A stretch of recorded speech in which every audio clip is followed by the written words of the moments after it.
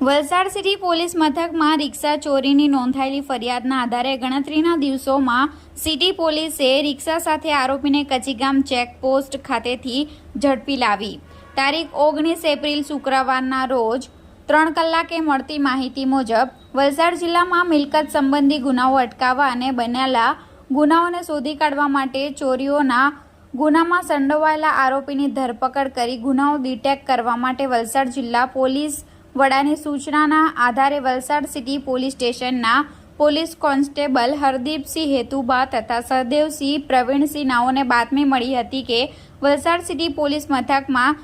GJ 15 AU 2236ની નંબરની રિક્ષા ચોરીની ફરિયાદ નોંધાઈ હોય, જે ચોરીની રિક્ષા એક ઈસમ દમણથી નીકળી કચીગામ ચેકપોસ્ટ તરફ વાપી તરફ જનાર છે, જે બાતમીના આધારે વાપી પોલીસ સ્ટેશનના સ્ટાફ સાથે મળીને કચીગામ ચેકપોસ્ટ ખાતેથી ઝડપી પાડ્યો હતો અને વલસાડ સિટી પોલીસ મથકને સુપરત કર્યો હતો. તેમજ આ રિક્ષા ચોરી કરનાર આરોપી સિલવાસ